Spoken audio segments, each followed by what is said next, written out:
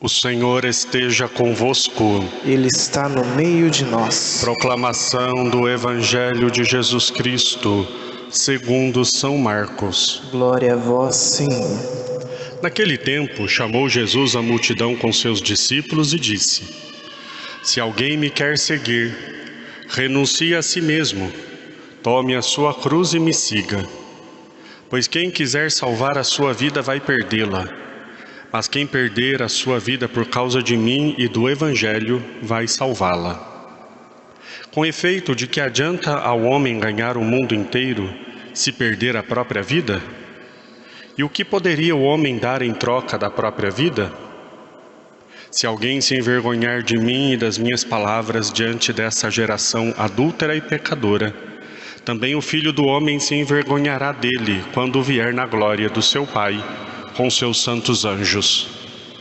Disse-lhes Jesus: Em verdade vos digo, alguns dos que aqui estão não morrerão sem antes terem visto o reino de Deus chegar com poder. Palavra da salvação. Glória a vós, Senhor.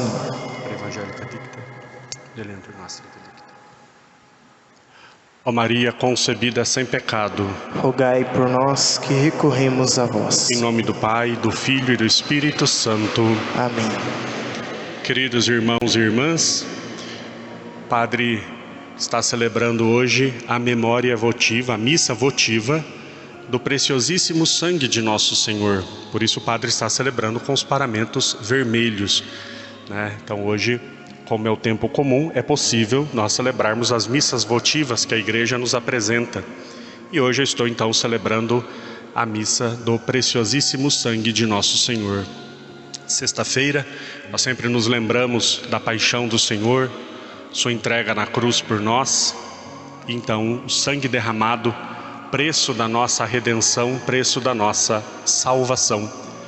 Este sangue que foi derramado para a salvação do mundo e que continua alimentando o nosso coração, alimentando nossas almas, cada vez que o sacerdote celebra a Santa Missa e o sangue de Jesus se faz presente no cálice. Eu já disse algumas vezes e é sempre interessante, eu particularmente, Padre Carlos, isso é pessoal, quando eu rezo a Santa Missa, eu geralmente gosto de colocar bem pouquinho vinho, bem pouquinho, não ponho muito vinho para ser consagrado, até porque eu celebro sozinho. E uma vez uma pessoa comentou, e meio que ironicamente dizendo, né, nossa, mas só isso de vinho? Como se eu desse pouco valor. E eu disse, o vinho que eu coloco na galheta e vai no cálice, se tornará o sangue de nosso Senhor Jesus Cristo, verdadeiramente, substancialmente. Uma gota do sangue de Jesus é o suficiente para salvar o mundo. Uma gota do sangue de Jesus é o suficiente para salvar 1000 mundos. Eu não preciso encher o cálice. Uma gota é o suficiente. E ter o sangue de Jesus nas mãos, elevar o sangue de Jesus e alimentar vocês com o corpo e o sangue de Jesus é, com certeza, a maior alegria para o nosso coração. Então, nós que estamos na Santa Missa, nós vamos presenciar mais uma vez este sangue derramado sobre a face da terra. São Padre Pio dizia que é mais fácil o mundo sobreviver sem o sol do que sem uma Santa Missa. Por isso nós que estamos aqui somos privilegiados, porque o sangue de Jesus também vai ser derramado sobre nós. Pois bem, eu decidi celebrar a missa do preciosíssimo sangue por causa do Evangelho de hoje também. Este Evangelho muito bonito, onde Jesus está dizendo aos seus discípulos qual é o fim último da vida deles. Quem tentar salvar a sua vida vai perdê-la, mas quem perder a sua vida por causa de mim vai salvá-la.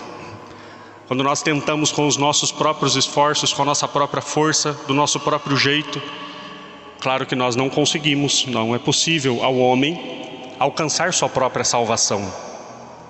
Quando nós tentamos neste mundo nos esquivarmos das dificuldades e das lutas e das dores, é impossível também. Mas se nós perdemos a nossa vida, se nós a entregamos nas mãos de Deus, e se preciso for derramar o sangue e morrer mesmo por causa do Evangelho, nós teremos a vida eterna. E aí depois ele vai dizer aqui, né, que adianta o homem ganhar o mundo inteiro se perder a própria vida. Mas aí depois essa pergunta que eu gostaria de comentar com vocês: e o que poderia o homem dar em troca da própria vida?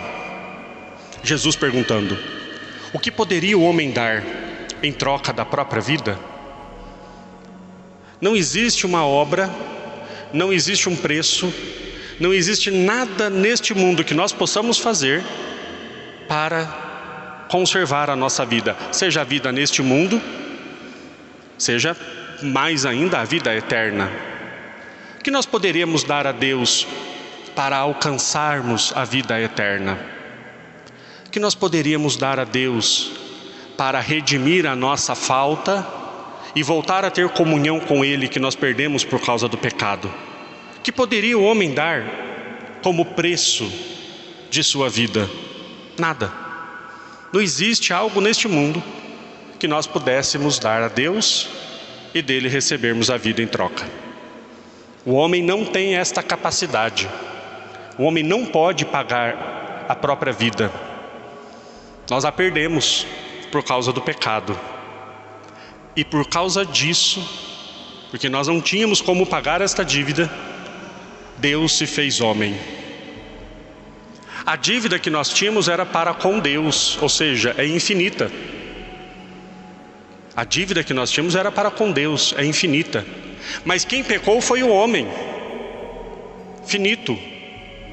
Por isso o Deus que é infinito se fez homem finito, para que como homem pague um valor infinito para uma dívida para com Deus. Por isso nosso Senhor Jesus Cristo, sendo verdadeiramente a segunda pessoa da Santíssima Trindade, Deus com Deus, luz da luz, Deus verdadeiro de Deus verdadeiro, assumiu a nossa natureza exceto o pecado, e como homem pagou o preço da nossa salvação. E esse preço é o preciosíssimo sangue que Ele derramou na cruz. Que pode o homem dar em troca da própria vida? Jesus deu o seu sangue em troca da nossa vida. Aquilo que não tem preço, aquilo que é impossível calcular um preço, adquire um valor. O mundo de hoje confunde preço e valor, mas são coisas distintas. Aquilo que não tem preço, a vida do homem não tem preço, por isso adquire um valor. E qual é o valor da vida do homem? O valor da vida do homem é o sangue de Jesus derramado por nós na cruz. Nós valemos muita coisa. Nós valemos muita coisa. Nós valemos o sangue de Deus que se fez homem e morreu na cruz. Não é pouca coisa, é muita coisa. O que nós podemos então dar a Deus depois de tudo isso? O que Ele pede de nós? Ele pede o amor. Ele pede que essa redenção que foi oferecida a nós na cruz, de graça, porque nós não poderíamos pagar, que essa redenção chegue a nós, nós a acolhamos e a ofereçamos ao mundo inteiro, através da nossa vida, pelas obras. Por isso São Tiago vai dizer: esta fé, é pela fé que acolhemos a salvação, é pela fé que acolhemos que Jesus morrendo na cruz nos salvou. Essa fé deve ser traduzida em obras. Esta fé deve ser anunciada através de obras. Não é algo que eu guardo simplesmente, tão somente para mim. Eu tenho fé em Jesus e vivo de forma egoísta e intimista. Esta fé se traduz em testemunho. Essa fé se traduz em obras. São Tiago fala das obras, elas podem ser as mais variadas. Ele cita inclusive as obras de misericórdia, socorrer o próximo, quem tem fome, quem está nu, quem tem frio. E todas as outras obras, como ele cita Abraão também, que ofereceu o seu filho como uma obra concreta de fé em Deus, de confiança em Deus. Nós também somos chamados pelas obras, pelo testemunho, pela vida, dizer ao mundo em que nós acreditamos. Quando nós nos calamos, a nossa fé morre. A fé sem obras é morta. Como o corpo sem alma é morto, a fé sem obras é morta. E essa obra é justamente este anúncio, este testemunho, e se preciso for, o que nós estamos dispostos a sofrer por causa dela. Quando nós nos calamos para ficarmos bem com todos, não me posiciono, não digo, daquilo que acredito, eu estou matando a minha fé. Eu estou matando a minha fé. Nesses tempos nós somos chamados a dar razão da nossa fé, a dizer aquilo em que acreditamos, com destemor, com ousadia, com intrepidez, impulsionados pela graça de Deus que nos alcançou, que nos redimiu e que nos garantiu a salvação. Não nos acovardamos, não nos acovardemos, irmãos e irmãs, mas que demos ao mundo o testemunho da razão da nossa fé, deste Cristo que por nós morreu, derramou seu sangue na cruz e nos garantiu o céu. Que Deus nos dê forças para que esta fé que nós professamos seja anunciada com as nossas obras. Louvado seja nosso Senhor Jesus Cristo. Para sempre seja louvado.